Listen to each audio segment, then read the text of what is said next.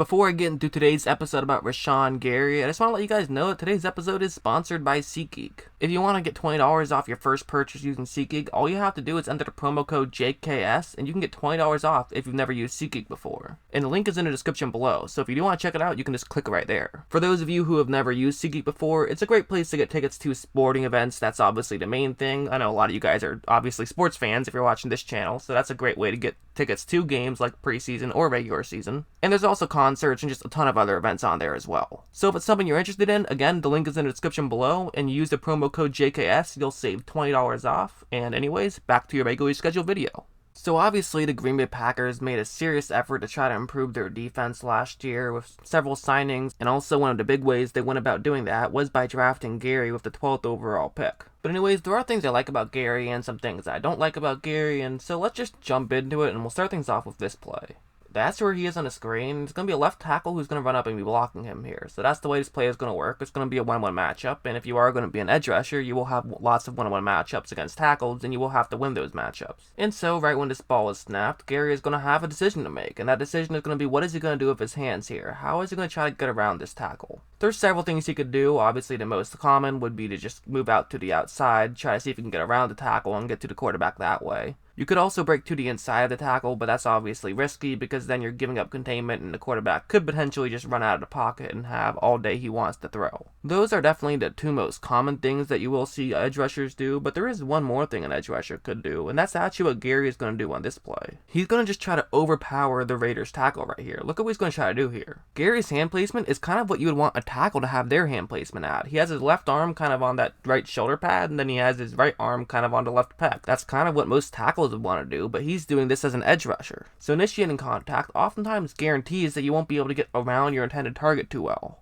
But there's a reason for Gary doing it, and it's because he feels confident he can push his intended man further back and then get to the quarterback that way. That's what he's going to try to do here. And it works okay. I mean, he got an extra step forward, but then the ball was just thrown at that point and there was nothing he could do. Who knows, if that play lasts for an extra second, maybe he does get there for the sack. It's hard to really tell. So why am I bringing up a play that we don't even know if it was going to be a good play or a bad play? Well, the reason I'm bringing it up is just simply because I think that'll give him an example of what it's like to go up against an NFL level lineman and try to push him backwards and try to initiate the contact as opposed to just trying to get around him.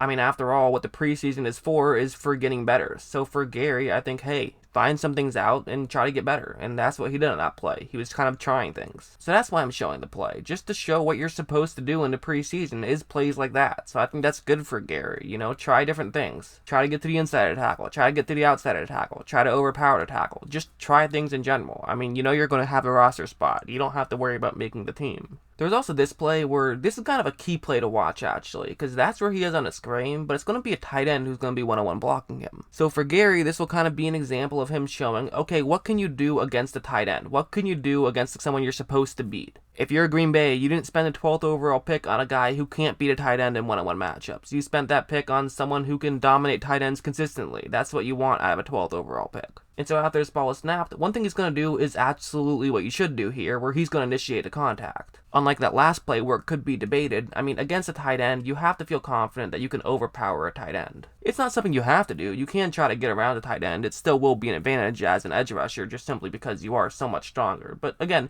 it's something you can do at least, is try to overpower the tight end. And overpowering is exactly what he's going to do. Look at how he simply just pushes him a yard further down the field. From that point, there's nothing you can do if you're that Oakland Raiders tight end at this point. He's going to actually just try to pull Gary to the right side of the screen, but again, if that play lasted just an extra second, then Gary comes away with a sack on that one. It's kind of tough because there actually was a halfback who was blocking on that play, and so even though he was actually blocking a different player, it still was kind of in the area, so Gary didn't quite have the straight shot that maybe he would have wanted. But again, on plays like this, you can't be focused on end results. You have to just be focused on how did a player play, and I thought Gary played pretty well there. There was also this play that I do want to talk about. I want to see if Gary can use his speed to his advantage on this play. That's why the Packers are running it. They're trying to see, can Gary use his speed to get through a gap and try to get to a quarterback. The way it's going to work is they're going to have an interior lineman run up right over there to basically try to get the right guard to also run up to the top half of the screen. And then they'll have another Green Bay player try to run to the center's left side of his body, so that way the center will also move to his left to the bottom half of the screen. And then Gary can pull over and run in between them. That's the way this play is supposed to work on paper. So for Gary, again, it's all about speed on this one. Kind of the advantage of a play like this is you can get a lot more cleanly to the quarterback. However, the disadvantage is you have to kind of run around before getting there. Everything in football has a bright side and a downside to it. Otherwise, if it was only a bright side, then teams would just always do that. But it can be a great way to get to the quarterback. It's all going to depend on Gary's speed. But watch how quickly he does try to get to the quarterback here. Again, he just isn't quite there in time, but he was so close. An extra half second, and that's at least a disrupted play. There was also this next one where that's where Gary is. He's going to be in the top half of the screen this time, and there will be a left tackle who's going to be going up and blocking him. Also, one more completely unrelated thing, if you didn't watch this game, it's actually pretty hilarious that this is actually an 80-yard field. They didn't quite have the measurements to make it a full 100-yard field, which is kind of funny. Some people were actually kind of annoyed by that, but to me, I just thought it was kind of funny. It's classic preseason, just a goofy thing that happened. Maybe I would feel different if I was one who actually paid money to see that game, but anyways. What I want you to see is look at what happens once this ball is snapped. So now he's actually doing something you'll see an edge rusher do pretty frequently. He is going to be trying to go to the outside of the tackle and trying to get around him. And so position-wise, okay, it makes sense. He's in a solid position. But one of the key ways this is going to work is basically his right arm. His right arm is going to be so key here because he has to get it to the left side of that tackle's left side of his body. Basically what Gary has to do is try to get his right arm kind of around that tackle's left arm. If he can do that, he would be in a great situation here. And that is actually what he's going to do. And that's key because if you are that left tackle, where do you want to get your left arm? You want to get it as far over to the left side of Gary as possible. Ideally on the shoulder pad, but at least as far over as possible. But if Gary has your left arm, which he does actually have right here, this now means that you can't get your left arm on him at all, really, and it kind of takes away your power. So for Gary, that is what he's able to do, and he's able to run straight free. I mean, that's just very good play from Gary, I thought. He won his matchup on that one. So those are some more traditional edge rusher type plays, but let's get into some more untraditional ones. Like, take a look at this one, for example. It's going to be an RPO, so it could be a run to the bottom half of the screen, but also the quarterback could keep it himself and run up to the top half of the screen. Those are two options for Gary on this play. And so for Gary, who's right there, he's actually going to be unblocked. So he's the key guy on this play. You know, this is the guy that the Raiders are going to try to pick on this one. If Gary runs too far to the inside to try to stop a run, then the quarterback should keep it himself and try to outrun Gary to the top half of the screen. If Gary stays too far up to the top half of the screen, then you just hand the ball off, let the running back run, hopefully pick up the 2 yards because you've taken away a blocker. And so as you see, once this ball is snapped, right now is when the quarterback has to make his decision. But look at Gary. He's kind of not giving anything away. He's a little bit up to the top half of the screen, so he could potentially stop a quarterback run. And so for the quarterback, he's going to say, okay, hey, I'll just hand the ball off. We'll take the 2 yards, hopefully. You know, we want to get the 2 yards. It's 2nd down and 2. That's the goal here.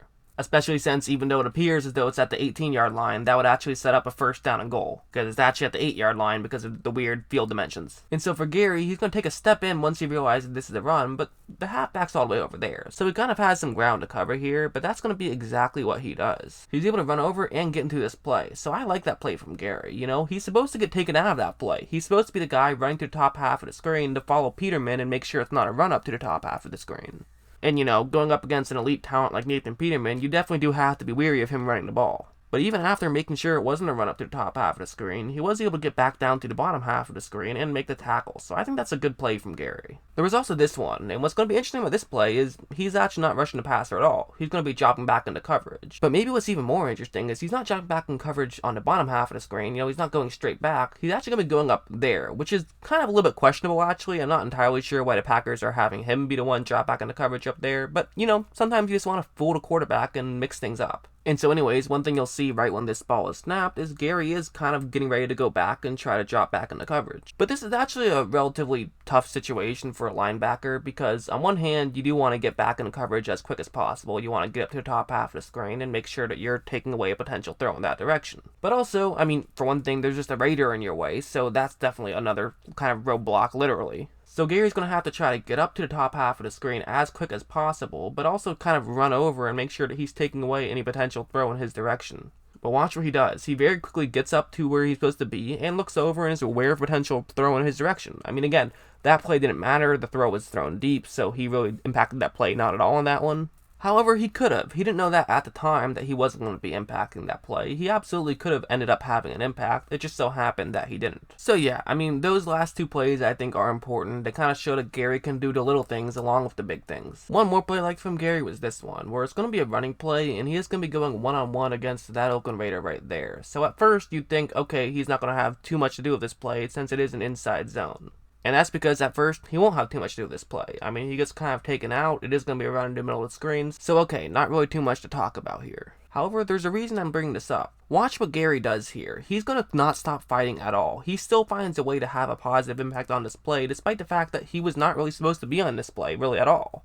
I mean, his whole job was to just make sure you don't give up containment in case their halfback does bounce to the outside. That's kind of what you're supposed to do in that situation. But even after it became apparent that it was going to be a run to the inside, Gary still found a way to run over and help make this tackle. Again, how much did that really impact the play?